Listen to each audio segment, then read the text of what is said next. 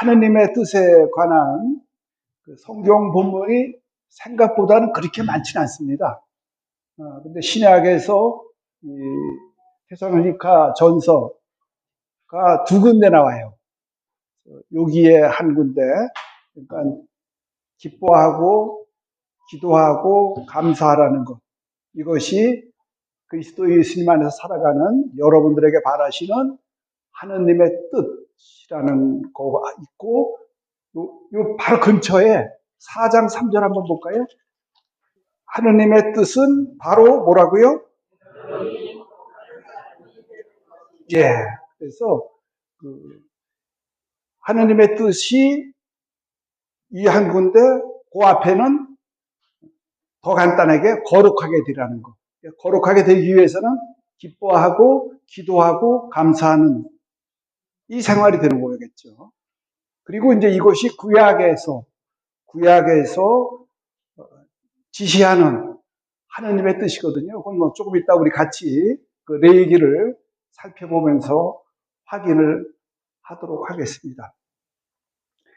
지난주에 이제 아버지의 나라가 오시며 해서 하느님 나라에 관해서 우리가 살펴보았습니다. 하느님 나라가 예수님 선언으로 말미암아 가까이였다. 그래서 영어로 잠깐 소개해드렸죠. at hand. 그러니까 여기 왔다 그 얘기죠. 그래서 이것을 잡느냐 거부하느냐는 우리의 마음가짐, 특별히 회개하는 마음, 회심하는 것으로 컨베르시오, 컨버전에 대해서 말씀을 드렸어요.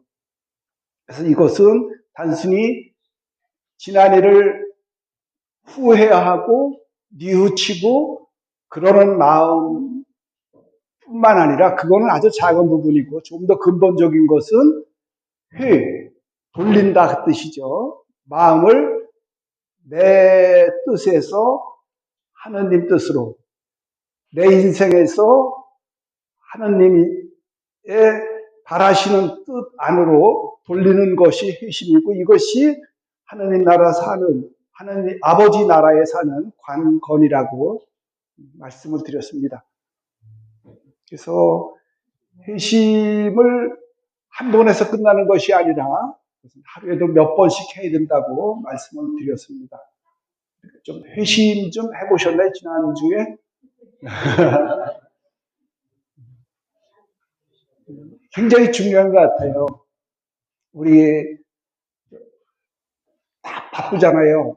번잡하게 살더라고요. 우리 여기 와서 살더라도 번잡한데 하루에 몇 번이라도 하늘바라기, 우리가 뭐 해바라기라고 얘기하는데 저는 이제 주바라기를 하루에 한 두세 번이라도 그냥 모든 거 좀 잠깐이라도 내려놓고 마음을 들어 높였으면 좋겠습니다. 우리가 미사 때, 미사를 이제 에우카리스티아 그래서 이게 감사거든요, 미사가. 감사제의 원래 이름은, 미사는 한 500년 지난 다음에 붙인 이름이 미사고, 성체 성사의 다른 말이죠. 첫 말은 만찬, 그것을 뭐라고 그랬냐면 에우카리스티아, 유카리스티어라고도 발음을 하는데 그대로 발음을 하는 게 더 정확하다 그러죠. 에우카리스티아. 나중에 한번 이렇게 단어를 써 드릴 겁니다. 소개를 해드릴게요. 그래서 미사가 감사인데 그 감사송의 시작이 우리가 성찬식 예물 봉헌하고 나서 감사성을 바치잖아요. 감사송을 시작할 때 맨 처음이 뭔지 아세요? 뭐 다 아는데 대답을 안 하실 것 같아서. 감사성 시작은 주님께서 여러분과 함께 하면은 마음을 드높이 우리 주 하나님께 그러면 우리가 뭐라 그래요? 마땅하고 옳은 일입니다. 이렇게 해서 이제 시작을 하는 거거든요. 우리 어렸을 때 철 모르고 한참 술 마시러 쫓아다닐 때 이걸 가지고 패러디를 했었죠. 그때는 이제 주께서 여러분과 함께 했죠. 술주자 써갖고 주께서 여러분과 함께 하면 또 같이 있던 녀석들이 또한 안주와 함께 잔을 드높이 주님께 감사합니다. 그래서 했던 기억이 있는데, 여하튼 우리가 감사를 드린다는 거는 하느님을 향해서 마음을 들어높여서 지금 우리가 한 것처럼 감사하는 마음을 가질 수 있게 하는 것을 생각을 한번 해봤으면 좋겠다는 거죠. 그래서 예수님께서 우리에게 때가 차서 하느님 나라 가까이 왔다고 하시면서 이미 자를 붙였다고 그랬어요. 그죠? 이미 우리에게 도착한 하느님 나라에 대해서 말씀을 하시면서 예수님 말씀이 공관복음에 세 군데 걸쳐서 나온다고 지난번에 같이 찾아본 게 마태복음 12장 28절. 하느님의 영으로 마귀를 쫓아내는 것이면 하느님 나라는 이미 그렇죠. 너희 가운데 왔다 그랬어요. 그러니까 그냥 보는 우리가 하느님 나라에 산다는 실감을 거의 못합니다. 그러나 내 온갖 번잡하고 흐트러지고 또 탐욕 또 우리 보통 생각하는 유혹 이런 미움 이런 데 시달릴 때 내 힘이 아니라 하느님의 영으로 쫓아내는 경험을 내가 가진다면 그게 이제 하느님 나라를 경험하는 최고의 첩경이죠. 그러기 위해서 우리가 마음을 한번 주발하기를 한다는 거죠. 드높여보는 거죠. 그리고 루카복음 똑같은 말이 11장 21절에 나오죠. 17장 21절. 거기에 보면은 하느님 나라는 너희 가운데 있다고. 그래서 우리 마음속뿐만 아니라 우리 사이사이에 있다고 말씀을 드렸습니다. 이 사이사이에서 우리가 하느님을 주권자로, 통치자로, 그분의 뜻, 다스림에 순종하는 우리로서 우리 관계를 확인할 때 하느님 나라가 우리 가운데 있다는 거. 그래서 바오로 사도께서는 로마서 14장 27절 거기에서 뭐라고 그러셨냐면 하느님 나라는 성령 안에서 누리는 의로움, 기쁨, 평화라고 그랬어요. 먹고 마시는 것이 아니라 그 앞에다 먹고 마시는 것이 아니라 성령 안에서 누리는 의로움 그리고 기쁨과 평화라고 말씀을 하셨는데 그런 것을 깨닫는 것이 마음을 드높이 그러니까 하루에 한두 번 지친 마음 또 속상한 마음 상심한 마음을 하나님께 들어올릴 때 그런 의로움, 기쁨, 평화가 성령 안에서 느껴진다면 하나님 나라는 와 있는 거고 내가 하나님 나라에서 살고 있다는 신앙적인 기쁨 이것이 반복되면서 우리는 성숙한 그리스도인이 된다. 그 말씀을 이제 드리고 싶은 거죠. 그러니까 하나님 나라가 죽어서만 가면은 맨 마지막에 세례받으면 돼요. 그죠? 뭐 이렇게 지금부터 유아 세례받은 애들 뭐 그거 아니죠. 여기 살면서 그런 감사 마음을 지낼 수 있게끔 그런 성취를 느끼면 이거는 일찍 시작하면 할수록 좋은 거죠. 그래서 하느님 나라 우리가 먼 것이 아니라 추상적인 것이 아니라 예수님 말씀대로 회심 그리고 복음을 믿는다는 것.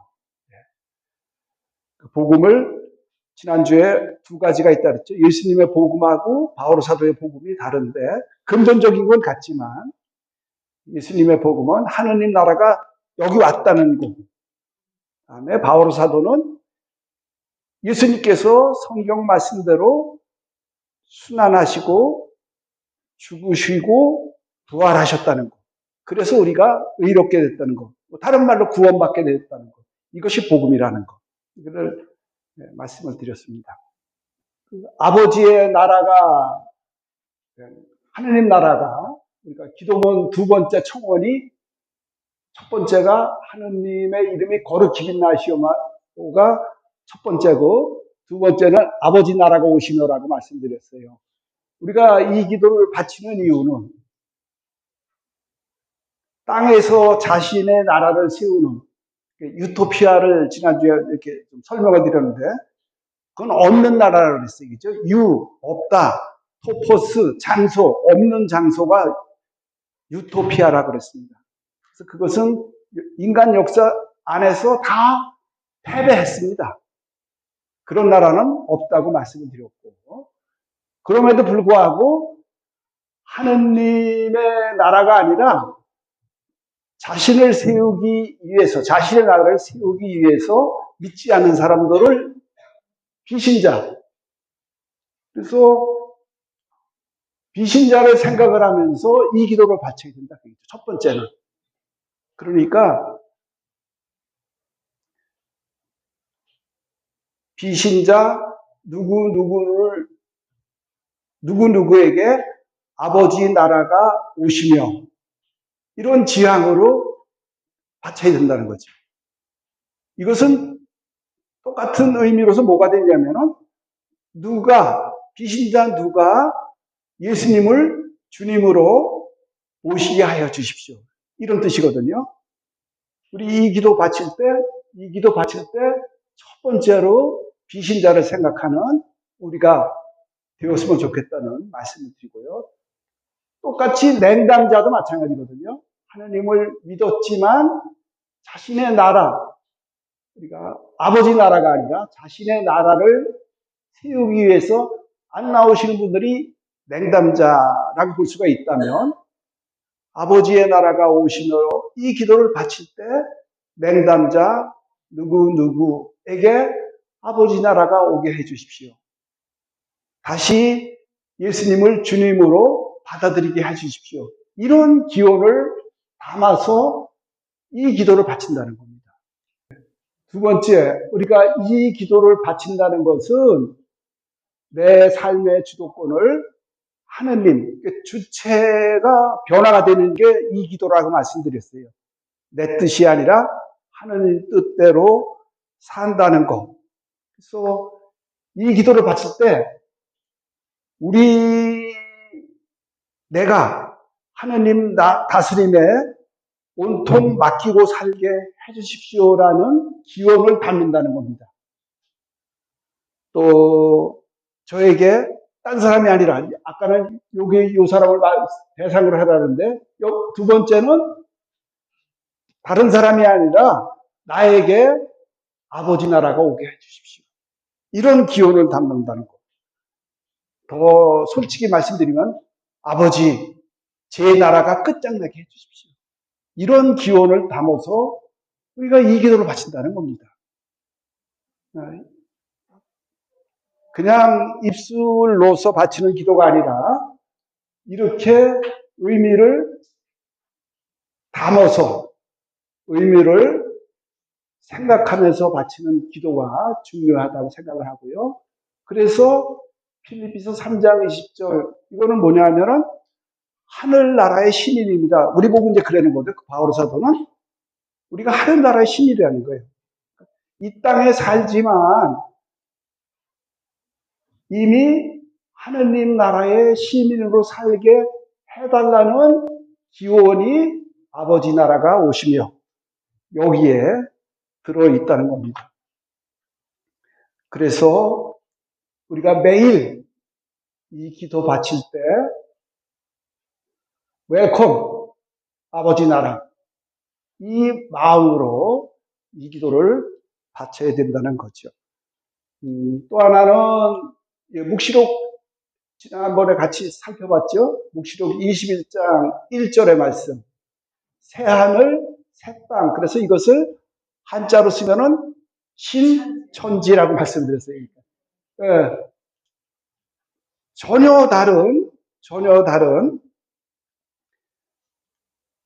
신천지죠. 그야말로 전혀 다른 신천지를 소망한다는 것. 그러니까 고린토전서 13장 12절에 보면은 그런 말이 있습니다. 지금은 거울에 비친 모습처럼 어렴풋해 보이지만 그때는 얼굴과 얼굴을 맞대고 볼 것입니다. 왜 우리 그 전에 사랑의 송가 그 전에 아니라 가톨릭 송가도 그게 있죠. 지금은 희미하게 보이나 그때는 맞대고 보리, 얼굴을 맞대고 보리. 그 가사가 한동안 아주 굉장히 저의 아주 암송 선구였는데 굉장히 먹먹하더라 그때 총각 때 하여튼 그때 빠졌었어요. 이 선구에. 왜 근데 바울 사도는 거울에 비친 모습을 희미하게 이렇게 표현을 했을까? 네. 그렇죠. 예, 그 올바른 이제 말씀이시죠. 그러니까 우리가 생각할 때 지금 거울은 어떤 거울이에요? 완전 아주 수은 요즘은 뭐 폰에도 그게 있대요 보니까 그죠? 옛날에는 이런 수은 거울이 아니라 그렇죠 동경이었죠. 그러니까 희미한 거죠. 그래서 2000년 전에 쓰여진 그 성경은 그렇게 표현할 수밖에 없었고 또 요즘으로 보더라도 일어나서 예를 들어서 욕실에서 거울에 비친 얼굴을 봤을 때 이게 진짜 내 얼굴이에요? 반대죠, 반대. 좌우가, 그죠? 네. 진상? 진상은 아닙니다. 그러니까. 그러니까 그 경지를 소망하면서 이렇게 되는 거죠. 언젠가는 얼굴과 얼굴을 맞대고 볼 그 소망. 그리고 그것이 현실화가 되는 그것을 애타게 기다리며 바치는 기도가 요 기도문이라는 거죠. 아버지 나라가 오시며. 또 여기서 주도권 말씀드렸는데, 그러니까 하느님을 임금으로 모시는 것. 왜 우리가 일제 때 일본 천황의 시민으로 살았을 때 그 통치는 그 사람의 뜻, 다스림에는 순응할 수 없다고 우리가 죽기를 각오하고 독립운동을 한 거거든요. 그러니까 그 통치권, 그 다스림, 인정하지 못했기 때문에 그랬듯이 아버지의 통치권을 우리가 인정해달라는 것. 그래서 그 나라에 요즘 말로 하면 주민등록이 됐으면 좋겠다는. 그러니까 그리스도인은 이중 국적자라고 하죠. 이중 국적자. 그러니까 우리가 해외 여행 나갈 때 찍혀 있는 국적 대한민국 뿐만 아니라 하느님 나라에 아까 필리피서 3장 20절 말씀드렸는데 그 시민권을 가진 이중 국적자 이 땅에서 태어나서 여기를 고국으로 삼지만 여기서 살면서 느끼는 것은 타국으로 느끼는 것. 내 본향이 따로 있다는 그런 의식. 이 땅의 거주민이지만 나그네로 사는 것. 여기가 끝이 아니라는 거죠. 지상에서 살지만 천상에서.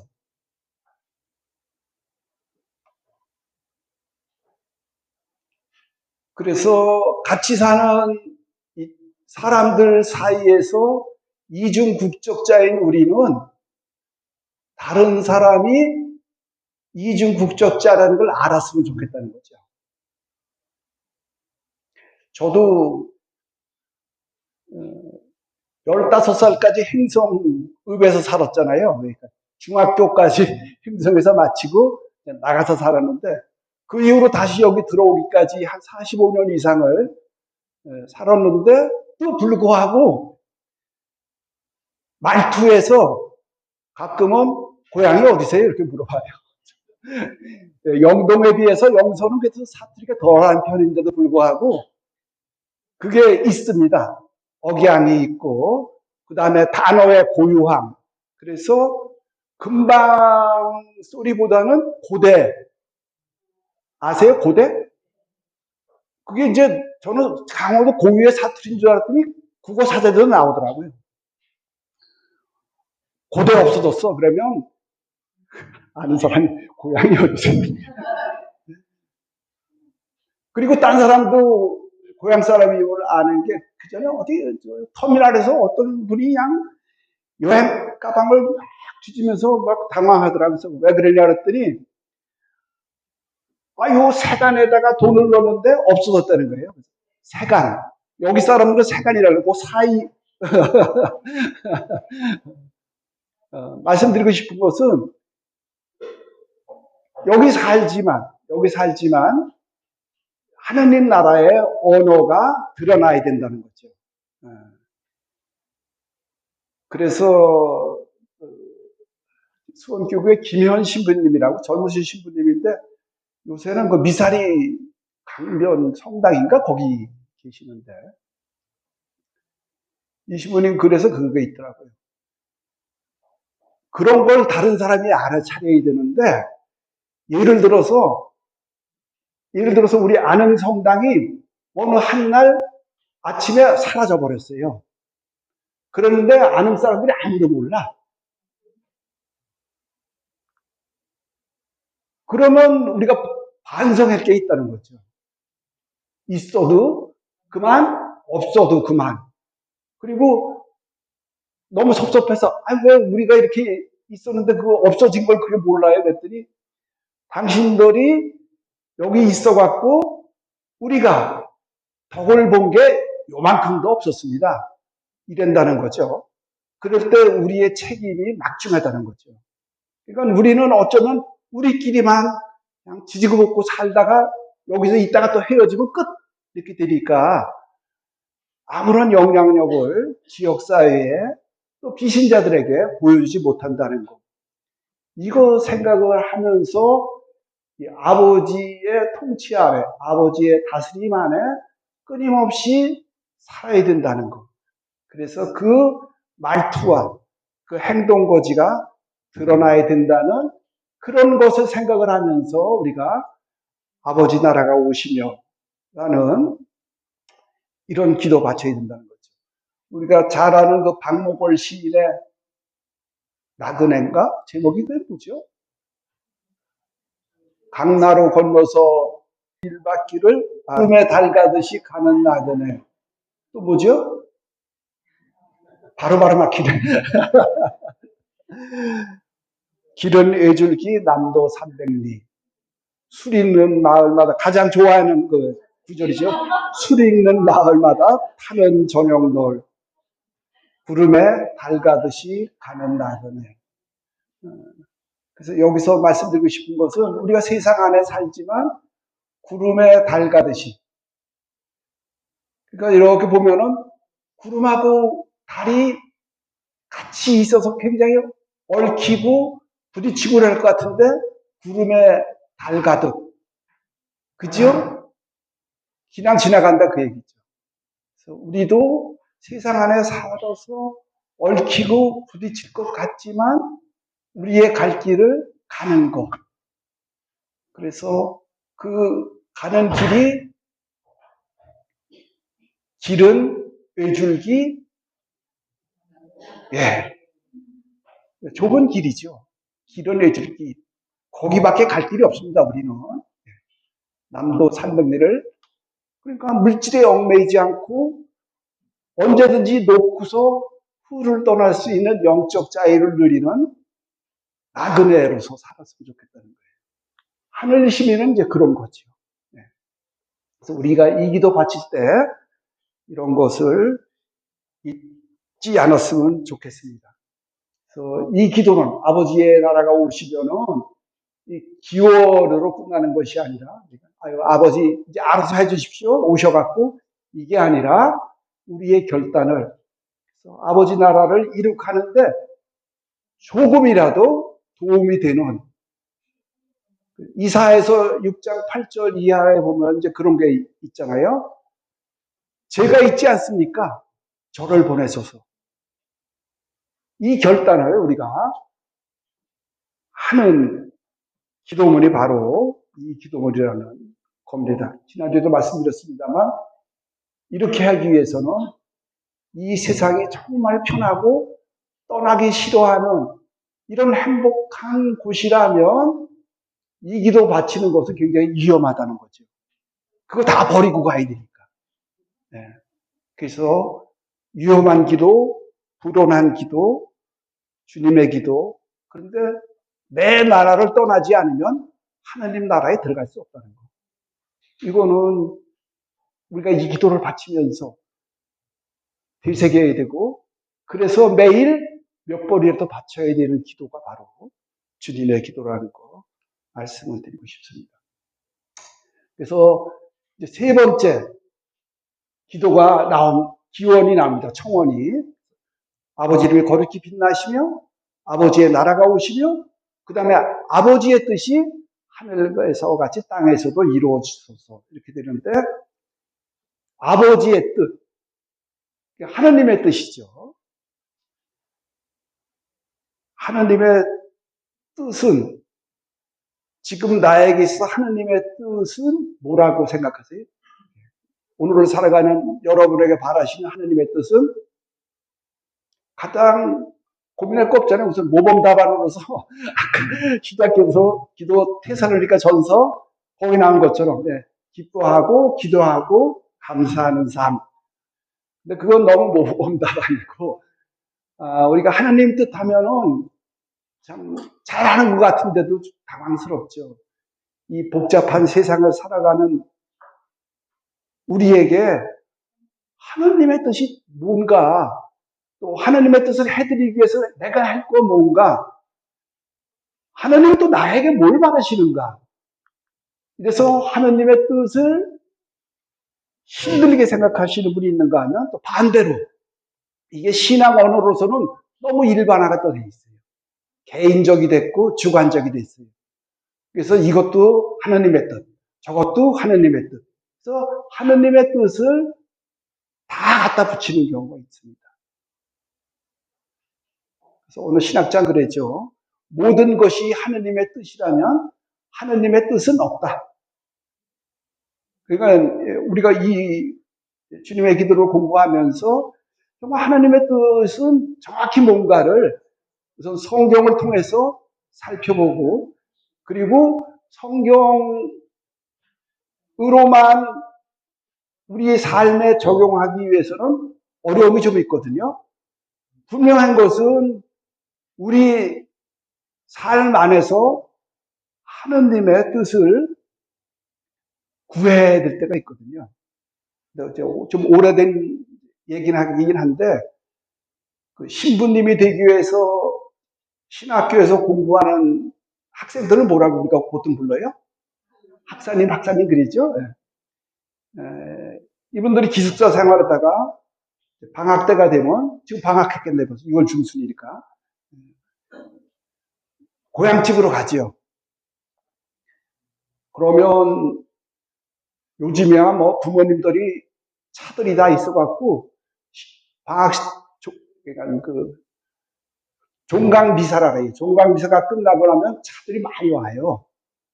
그러면 기숙사에 쓰던 그 아들 신학생의 이부자리부터 해서 뭐 차까지부터 해갖고 차에다 싣고서 오는 게 일반화가 됐습니다만, 뭐 90년대 초까지만 해도 그런 게 승용차가 그렇게 일반화 안 됐으니까 보따리 싸갖고 신학생들이 고향집으로 가려면 대중교통 열차를 타고 가고 그랬죠. 그전에는 열차가 한 좌석에 세 사람이 앉아요. 그죠? 근데 이 학사님이 가운데 앉았는데 오른쪽에는 할머니, 왼쪽에는 아름다운 아가씨가 앉아있어요. 정말 독신남에다가 총각이죠, 그야말로. 천연 기념물인데, 여자라고는 뭐 가끔 국어 같은 경우가 교양 과목으로 이제 여자 강사님이 오실 때가 있는데, 여자라고는 거의 구경을 못 했는데, 할머니 아가씨가 있는 가운데 앉았으니까 긴장해서 잠도 못 자고 애고 있는데, 양쪽은 다 잘 자는 거예요. 그래서 할머니가 졸다가 학사님 어깨에다가 머리를 얹어놨어요. 그랬더니 이 신학생이 뭐라 그러냐면, 악마야 물러가라. 그래서 근데 이 아름다운 아가씨가 긴 생머리를 학사님 왼어깨에다가 기댔습니다. 그랬더니 이 학사님이 주님 당신 뜻대로 하소서. 한동안 하느님의 뜻을 자의적으로 이제 한 거죠. 그래서 우선은 구약 성경부터 이렇게 좀 살펴보도록 하겠습니다. 구약 성경에서 뭐 일일이 다 살펴볼 수는 없는 거고 이렇게 발췌를 해서 몇 가지를 보면은 첫 인간에게 바라시는 하느님의 첫 뜻은 창세기 2장 17절에 나와요. 우리가 뭐 안 찾아보겠습니다. 다 잘 아는 거니까. 1장을 보면은 다 창조해서 아담한테 다스리라 그랬고, 2장에 오면은 이게 다 네 거다. 그러나 한 가지만은 먹지 않았으면 좋겠다. 그래서 선과 악을 알게 하는 나무의 과실을 먹지 못하게 했죠. 뭐 우리가 다 잘 아는 거예요. 그러니까 하느님의 첫 명령, 그 첫 뜻은 뭐냐 하면은 그걸 먹으면 너는 죽는다 그랬거든요. 죽지 않게 한다는 것, 영원히 살게 한다는 것, 이게 구원이잖아요. 우리 구원을 위해서 그걸 마련했는데 우리 뭐 잘 알다시피 3장에서 보면 범했죠. 원죄죠. 그래서 그 다음에 그 6장을 보면은 창세기 6장을 보면은 노아의 얘기에 나오고 그 노아의 방주 홍수 얘기 다 끝난 다음에 9장 1절 이하를 보면은 노아와 새 계약을 맺고서 부탁을 해요. 생명 보호. 모든 생명을 보호하다. 이것도 구원이겠죠. 살리는 거니까. 그죠? 네. 이게 창세기. 또 하나는 레위기 19장 2절. 이걸 한번 같이 찾아봤으면 좋겠어요. 레위기 19장. 제목이 뭐예요? 19장? 예, 거룩한 백성이에요. 그래서 19장 2절 너는 이스라엘 자손들의 온 공동체에게 일러라. 그들에게 이렇게 말하여라. 다 함께 나 주 너의 하나님이 거룩하니 너희도 거룩한 사람이 되어야 한다. 예, 그래서 거룩한 사람이 되어야 된다고 하는 것. 그러니까 오늘 복음이 마태복음 우리가 5장을 읽었는데 5장 48절을 보면은 우리가 읽은 거죠. 완전한 사람들이라고 하잖아요. 너희 하느님께서 완전하듯이 우리 모두 완전한 사람들이라는데 이게 똑같은 맥락에서 누가복음 6장 36절에 보면은 똑같은 말인데 뭐라고 거기는 돼 있냐면 자비를 얘기해요. 그러니까 자비나 완전한 거나 다 하느님이고 하느님의 속성이고 거룩한 것이기 때문에 원래 정신은 여기에서 나온 겁니다. 내가 거룩하니까 너희도 거룩해라. 그리고 내가 완전하니까 너희도 완전해라. 내가 자비로우니까 너희도 완전해라. 이런 것을 우리가 염두에 두시고 이 글을 읽어갔으면 좋겠고요. 성경 말씀을 읽어갔으면 좋겠고요. 그래서 거룩하면 하루 종일 기도만 하고 빠짐없이 미사하고 묵주 기도만 하고 뭐 이렇게 사는 건 아니라는 겁니다. 거룩하다는 게 우리 지난번에도 같이 살펴봤죠. 어떤 실천을 해야 되는데 여기 보면은 3절 너희는 저마다 어머니와 아버지를 경외해야 한다. 오히려 하느님의 밑에가 안식일이잖아요. 그거에 앞서서 부모님에 대한 효를 얘기해요. 거룩해지기 위해서. 그래서 19장 이 단락을 십계명의 해설서라고도 합니다. 그래서 거룩하게 사는 게 그렇게 뜬구름 잡듯이 그런 사람이 아니라는 거, 그런 행동이 아니라는 거, 아주 구체적이고 실전적인 거죠. 그래서 어머니 아버지를 경외해야 되고, 그 다음에 안식일 지켜라. 그리고 4절을 보면은 우상 숭배를 해서는 안 된다. 그리고 좀 넘어가서 9절을 보세요. 9절은 다 함께 읽어보겠습니다. 너희 땅에 수확을 거두어 드릴 때 밭구석까지 모조리 거두어 드려서는 안 된다. 거두고 남은 이삭을 주어서도 안 된다. 왜 그럴까? 이웃을 위해서. 돌보아 주어야 될 이웃 사람을 위해서. 이게 거룩한 거라는 겁니다. 아까 성당에 없어서도 사람들이 모를 정도가 되면 안 된다는 그 맥락이 여기 다 있는 거죠. 그 다음에 10절은 그냥 눈으로 좀 읽었으면 좋겠습니다.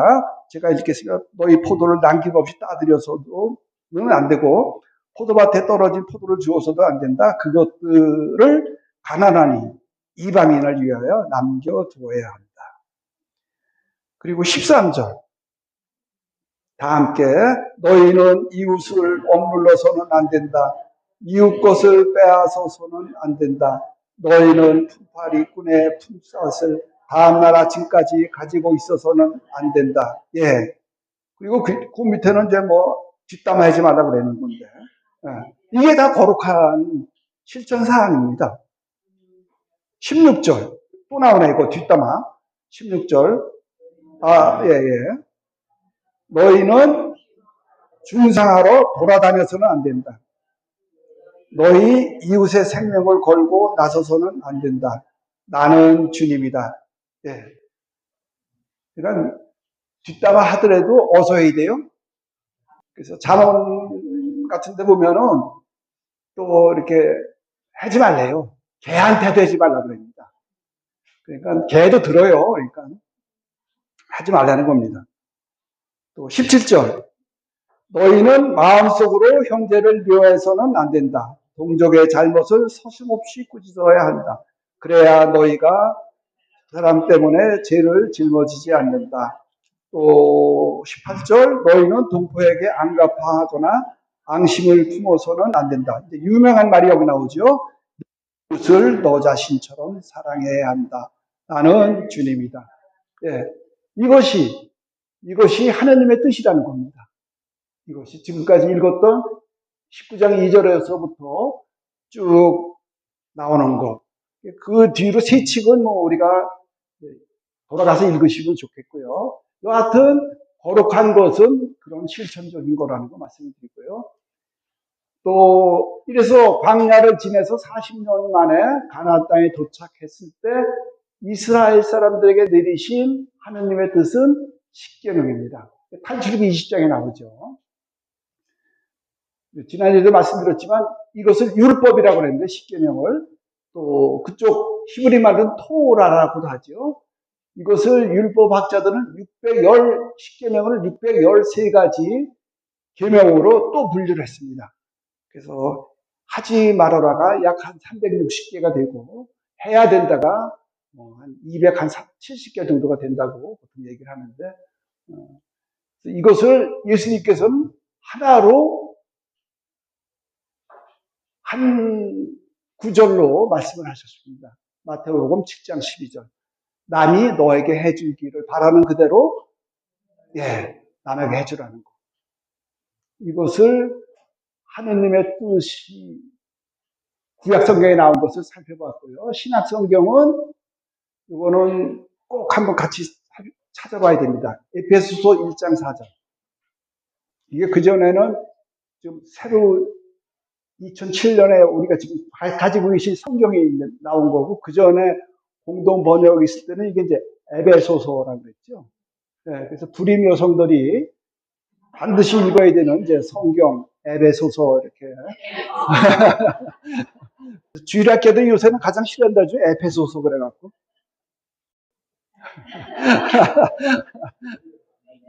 이거는 신학적으로도 굉장히 중요한 성경 부분입니다. 그러니까 이런 교회 한번 우리가 밑줄을 쳐가면서 읽었으면 좋겠습니다.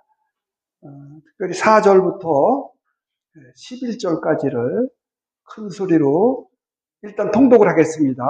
세상 창조 이전에 그리스도 안에서 우리를 선택하시어 우리가 당신 앞에서 거룩하고 흠없는 사람이 되게 해 주셨습니다. 사랑으로 예수 그리스도를 통하여 우리를 당신의 자녀로 삼으시기로 미리 정하셨습니다. 이는 하나님의 그 좋으신 뜻에 따라 이루어지는 것입니다. 그리하여 사랑하시는 아드님 안에서 우리에게 베푸신 그 은총의 영광을 찬양하게 하셨습니다. 우리는 그리스도 안에서 그리스도의 피를 통하여 속량을 곧 죄의 용서를 받았습니다. 이는 하나님의 그 풍성한 은총에 따라 이루어진 것입니다. 하나님께서는 이 은총을 우리에게 넘치도록 베푸셨습니다. 당신의 지혜와 통찰력을 다하시어 그리스도 안에서 미리 세우신 당신 선의에 따라 우리에게 당신 뜻의 신비를 알려주셨습니다. 그것은 때가 차면 하늘과 땅에 있는 만물을 그리스도 안에서 그분을 머리로 하여 한데 모으는 계획입니다. 만물을 당신의 결정과 뜻대로 이루시는 분의 의향에 따라 미리 정해진 우리도 그리스도 안에서 한 몫을 얻게 되었습니다. 네. 여기에 이제 하느님의 뜻이 나오고, 그리고 그리스도 예수님과 우리의 관계, 그분을 안에서 그분을 통하여 우리가 어떻게 되는가를, 또 우리를 어떻게 하느님은 언제 선택을 하셨는지에 대해서 몇 가지 키워드를 제가 짚어드릴 터이니까 밑줄을 치면서 눈으로 또 재빨리 읽으시면 좋겠습니다. 우리를 선택 언제 하셨느냐? 4절 시작이 세상 창조 이전에, 이건 어마어마한 얘기입니다. 창조 이전에 그리스도 안에서 밑줄 우리를 선택, 그래서 거룩하고 흠없는 사람이 되게 해주셨습니다. 또 중요한 거 5절 예수 그리스도를 통하여 당신 자녀로 삼으시기로 미리 정하셨습니다. 아까도 선택 얘기 나왔는데 미리 정하셨습니다. 이것은 왜 그러느냐? 하느님의 그 좋으신 뜻, 하느님의 좋으신 뜻. 6절 그리하여 사랑하시는 아드님 안에서, 아까도 그리스도 안에서 얘기 나왔는데 안에서. 7절 또 우리는 그리스도 안에서 속량, 죄의 용서, 이는 하느님의 그 풍성한 은총에 따라. 9절 그리스도 안에서 미리 세우신 당신 선의에 따라 우리에게 당신 뜻의 신비. 그게 뭐냐 하면 10절에 때가 차면 모든 만물을 그리스도 안에서 그분을 머리로 하여 한데 모으는 계획입니다. 우리가 교회를 그리스도의 몸이라고 하는데 그 몸의 머리는 예수님이시고 우리는 그분의 지체라고 우리가 교리 때 배우셨을 거예요. 이게 바로 그리스도가 머리라는 게 에베소 1장 10절에 나오는 말씀을 근거로 해서 나오는 거죠. 당신 결정과 뜻대로 이루시는 분의 의향에 따라 미리 정해진 우리도 그리스도 안에서 한 몫을 얻게 되었다는 것. 이게 여기 제가 장대함이라고 써드렸는데 이게 아마 초대교회 때 전례 때 하느님 찬송하는 우리로 말하면 대형 방송 정도 됐을 겁니다. 한마디로 구원 경륜입니다. 하느님의, 신약성경에 나타난 하느님의 뜻은 구원경륜. 요거는 그때 말씀드렸죠. 계획이라고, 이코노미. 딴 계획이 아니라 인간을 구원하시겠다는. 그래서 티모테후서 전서 2장 4절의 말씀을 보면은 하느님께서는 모든 사람이 구원받고 진리를 깨닫기를 원하신다는 것. 구원받는 것. 여기에도 왜 나오시죠? 하느님. 그리고 요한 6장 35절에서 40. 이것도 좀 중요한 본문이니까 좀 찾아보는 게 좋겠습니다. 요한복음 6장 35절. 우리가 뭐 많이 들었던 성경 구절이니까 35절. 예수님께서 그들에게 이르셨다. 내가 생명의 빵이다. 나에게 오는 사람은 결코 배부르지 않을 것이며 나를 믿는 사람은 결코 목마르지 않을 것이다. 예. 그래서 당신을 믿는 사람, 또 당신께 가까이 가는 사람에 관한 말씀을 해 주십니다. 38절. 나는 내 뜻이 아니라 나를 보내신 분의 뜻을 실천하려고 하늘에서 내려왔다. 내려왔다는 이게 아버지 뜻을 실천하려고. 40절. 다 함께 시작. 내 아버지의 뜻은 또 아들을 보고 믿는 사람은 누구나 영원을 생명을 얻는 것이다. 나는 마지막 날에 그들을 다시 살릴 것이다. 이것 역시 구원입니다. 그죠? 요한복음. 그래서 교리서라고 굉장히 아주 엄청난 두꺼운 책이 있다고 말씀드렸는데 교리서에도 이렇게 나옵니다. 하느님의 뜻은 인간 구원이라는 거. 히브리서 10장 10절. 우리 그때 7장부터 해서 10장까지 쭉 같이 대사제 단 한 번, 지성소 뭐 이런 거 가지고 찾아봤습니다. 그래서 여기도 10장 10절 그때 마지막으로 했던 내용인데 예수 그리스도께서는 하느님의 뜻을 따라 단 한 번 몸을 바치셨고 그 때문에 우리는 거룩한 사람이 되었다. 그래서 구원받았다는 겁니다. 하느님의 뜻에 따라서. 예수님은 단 한 번 목숨을 바쳐서 우리를 거룩하게 만드셨다는 것.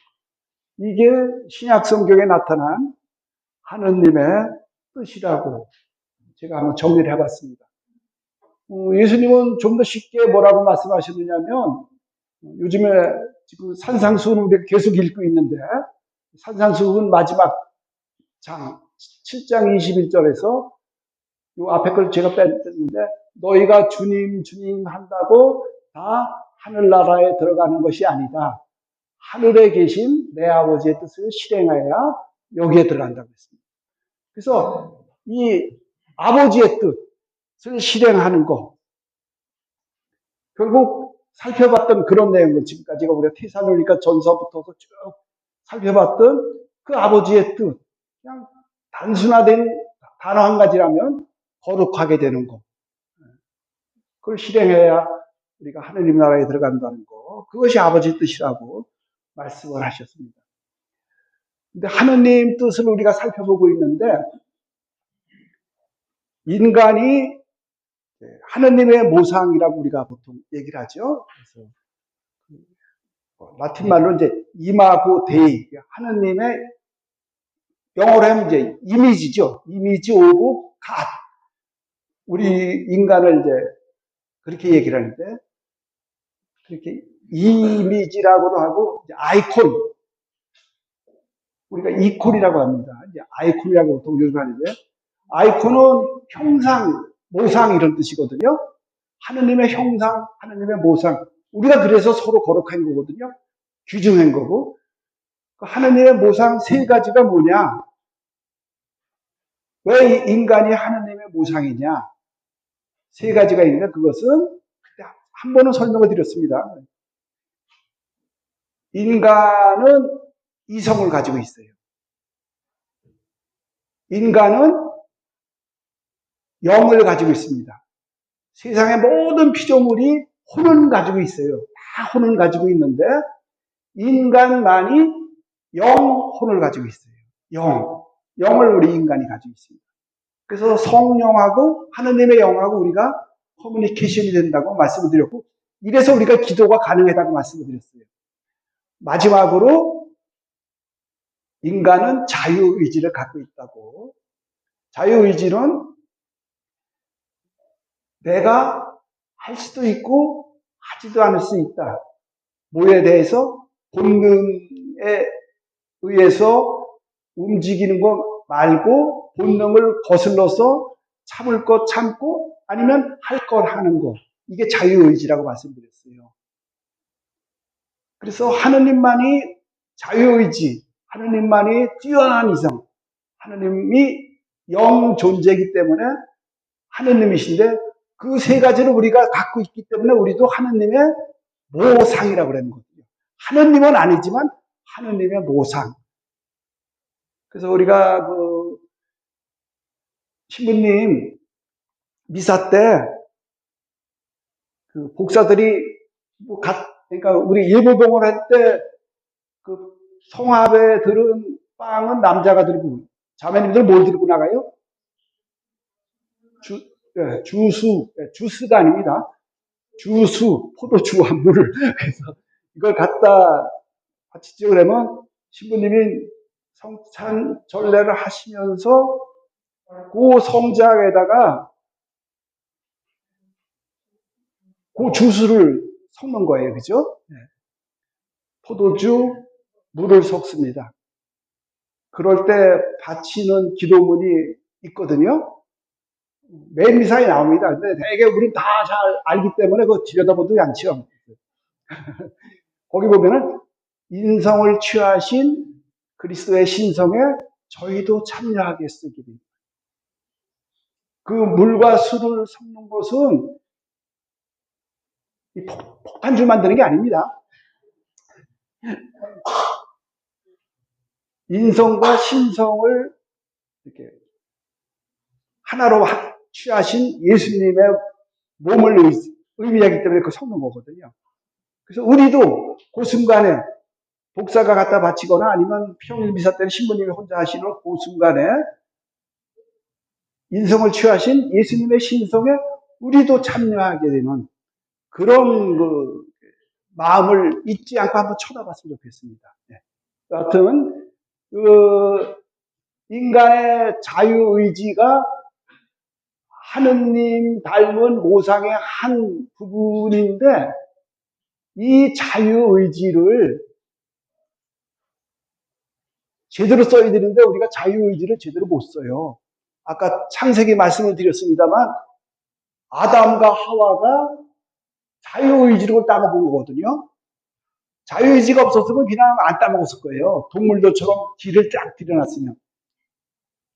그렇기 때문에 하나님께서는 이제는 우리에게 이렇게 기계적으로 아니면 본능에 의해서 하나님 뜻을 구현하길 바라시는 것이 아니라 우리의 자유의지로 하나님의 뜻을 구현하기를 원하시는 겁니다. 그런데 이 자유의지가 인간의 자유의지가 얼마나 불안정합니까? 얼마나 불완전합니까? 그리고 어떤 데는 약합니다. 그러니까 자유의지를 제대로 구현하지는 못하는 거죠. 그런데 어떤 면에서는 인간의 자유의지처럼 강한 게 없어요, 또. 특별히 그 종교, 특히 남자들, 성당 가자고 그러면, 딴 거는, 자매님들도 이상해. 딴 거는 다 자기 남편 쥐잡듯이 잡아놓는데, 그거는, 당신 마음대로 해야지. 하여튼 그때 발휘되는 그 인간의 자유의지는 무지하게 강해요, 아주. 쓸데없이 강하죠, 그걸. 그 자유의지, 그것을 존중하시고 거기에 따라서 하느님의 뜻을 구현하시기를 바라십니다. 그래서 하느님의 뜻을 막을 수 있는 피조물은 인간밖에 없어요. 아까 하느님의 뜻은 쭉 신약 구약을 보면서 하느님의 구원교회라고 말씀드렸는데 여기에 맞서는 건 인간만이 맞서는 거예요. 오히려 자연계에서는 하느님의 뜻대로 돼요. 오늘 우리 복음에서 5장 45절인가요? 거기 보면은 비 내리고 햇빛 내리는 얘기 나오잖아요. 이 자연은 하느님이 비 내리는 대로 햇빛 쪼이게 하면 쪼이는 대로 다 하는데 인간은 그렇게 안 된다는 얘기예요. 인간뿐이라는 겁니다. 그래서 아우구스티누스 성인은 뭐라 그러시느냐면은 인간의 구원을 위해 하느님은 인간의 동의를 구한다. 우리가 동의하지 않으면 우리는 구원 안 받게 됩니다. 못 받게 되는 게 아니라 안 받게 되고요. 지가 거부를 했기 때문에. 그런데 그리스도인의 염려라고 써드렸는데 이렇게 이게 있어요. 왜냐하면 아무리 뻗대도 인간 본연의 마음 깊숙한 데는 염려가 있어요. 하느님의 뜻을 인간은 구현한다는, 받아들여서 실천해야 된다는, 이것은 하느님이 부어주신 한자말로 양지양능이라고 그러죠. 본능적으로 알게 되어 있습니다. 그리고 또 하나 본능적으로 알게 되는 게 마지막으로 심판받는다는 것도 알아요. 그런데 뜻을 실천해야 되고 또 심판받는 것도 아는데 그것을 제대로 실천하지 못하는 염려, 걱정이 있습니다. 특별히 그리스도인들에게는. 우리 이렇게 신앙생활 하지만 이 염려가 있거든요. 그래서 요거는 다음 시간까지 좀 몇 번 언급해야 될 거기 때문에 한번 찾아봤으면 좋겠습니다. 이사야서 55장 8절. 네. 장의 제목이 뭐예요? 마지막 초대입니다. 예. 6절 한번 먼저 보고서 8절을 찾아갈게요. 만나 뵐 수 있을 때 주님을 찾아라. 가까이 계실 때 그분을 불러라. 네. 마지막 초대입니다, 이거. 제목대로. 네. 그래요. 8절. 하느님의 뜻과 우리의 뜻이 어떤 차이가 있는지, 그럼에도 불구하고 하느님의 뜻은 궁극적으로 어떻게 되는지가 8절 이하에 나옵니다. 8절부터 그 11절까지를 함께 읽어보겠습니다. 큰 소리로. 내 생각은 너희 생각과 같지 않고 너희의 길은 내 길과 같지 않다. 주님의 말씀이다. 하늘이 땅 위에 드높이 있듯이 내 길은 너희 길 위에 내 생각은 너희 생각 위에 드높이 있다. 비와 눈은 하늘에서 내려와 그리로 돌아가지 않고 오히려 땅을 적시어 기름지게 하고 싹이 돋아나게 하여 씨 뿌리는 사람에게 씨앗을 주고 먹는 이에게 양식을 준다. 이처럼 내 입에서 나가는 나의 말도 나에게 헛되이 돌아오지 않고 반드시 내가 뜻하는 바를 이루며 내가 내린 사명을 완수하고야만 한다. 예, 그러니까 하느님의 생각과 우리의 생각은 다릅니다. 이게 우리가 말씀드렸듯이 기도 응답도 마찬가지예요. 또 하느님의 길과 우리의 길은 다르다, 같지 않다고 그랬잖아요. 이게 전제가 되어야 됩니다. 그 차이가 엄청나다는 거죠. 예. 하늘이 땅 위에 드높이 있듯이 구절의 말씀처럼 그렇게 차이가 있다는 거죠. 그리고 11절 내 입에서 나가는 나의 말도 나에게 헛되이 돌아오지 않고 반드시 내가 뜻하는 바를 이루며 내가 내린 사명을 완수하고야만 한다. 궁극적으로 하나님의 뜻은 실현이 됩니다. 근데 끝까지 거부하면 그게 지옥이에요. 우리 교리서 그렇게 돼 있죠. 하나님의 초대에 끝까지 거부하면 그걸로 끝나는 겁니다. 그래서 지금 우리가 본 것처럼 우리가 그런 염려를 하는데 이것은 결국 하나님의 뜻에 의해서 궁극적으로 이루어진다는 것, 은혜로운 선물로 성취가 된다는 것. 그래서 하나님이 영광을 받으시는 것은 우리가 이것을 선물을 받아들였을 때, 은혜로운 선물을 우리가 주셨을 때, 우리가 자유의지로 아멘하고 받아들였을 때, 우리 인간 안에서, 구원을 받은 인간 안에서 하느님의 영광은 빛나는 겁니다. 그래서 이런 염려하는 거, 이런 걱정하는 거, 이런 걱정과 염려가 결국은 주님의 기도로 들어가는 문이 됩니다. 아무런 염려도 걱정도 안 하는 것도 문제입니다. 지나치게 하는 것도 문제지만. 그래서 구원이라는 것은 뭐 여러 가지로 한마디로 구원을 정의할 수는 없습니다. 예를 들어서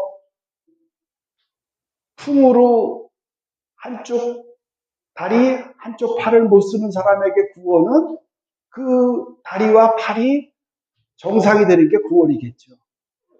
배고픈 이에게는 그 허기를 해결하는 게 구원이 되겠죠. 그러니까 그런 개인적인 구원 말고 우리가 보통 구원했을 때, 구원이라고 했을 때 이야기하는 것은 보통 한 두 가지 정도로 얘기를 합니다. 그것은 나의 작은 삶이 온 세상을 향한 하느님의 목적대로 쓰임 받았을 때 느끼는 행복, 기쁨이 그리스도인의 구원의 첫 번째입니다. 기쁨이고 놀라움이기도 하죠. 내가 이렇게 했더니 이렇게 됐다는 거. 요즘 생활 성가 중에 행복이라는 찬양가가 있는데 거기 보면은 그런 얘기가 나와요. 눈물 날 일 많지만 행복이 그렇다는 거예요. 눈물 날 일 많지만 기도할 수 있는 것. 억울한 일 많으나 주 뜻대로 사는 것. 또 억울한 일 많으나 주를 위해 참는 것. 비록 작은 삶 주 뜻대로 사는 것. 이것이 행복이라고 이런 이제 노랫말이 나오는데 그거 같아요. 내 작은 짧은 이 삶이 하느님 뜻대로 살아서 그것이 나에게 기쁨과 즐거움과 놀라움이 되는 것, 이게 구원. 또 하나는 그것이 우리의 어떤 감성이라면 우리의 실천적인 행동은 뭐냐 하면 우리의 삶이 하느님께 전향되는 것. 이건 뭐 이쪽 미국 쪽의 책에서 나온 걸 번역을 해서 이제 빈딩이라고 된 거를 전향이라고 써드렸는데 빈딩 그러니까 우리의 삶이 하느님을 믿는 믿음이라고 했으면 쉽게 될 텐데 그걸 안 씁니다. 빈딩이래요. 빈딩은 이제 구부리는 거잖아요. 하느님께 빈딩한다는 것은 하느님께 구부리는 거예요. 하느님께 이 방향을 틀어서 구부리는 거, 굴복하는 거, 순명하는 겁니다. 이거는 지금 자유의지를 얘기하고 있는데 자유의지의 끝판왕이죠. 자유의지를 오로지 하는 뜻에 맡겼을 때 우리는 밴딩한다고 볼 수가 있겠습니다. 지난주에 강조 몇 번 했던 회심, 컨베르시오, 하느님을 향하는 거. 그랬더니 그냥 전향이 딱 좋겠습니다. 그래서 우리의 삶을 이분께 순명할 때, 그래서 첫 번째 시작 기도로 바쳤던 우리의 삶이 기뻐하고 또 기도하고 감사를 드리는 것, 이것이 전향된 삶입니다. 그리고 이것이 바로 구원이라는 것. 이럴 때 하느님의 뜻이 하늘과 땅에서 이루어지는 첫 단계, 첫 스텝을 넘어가는 겁니다.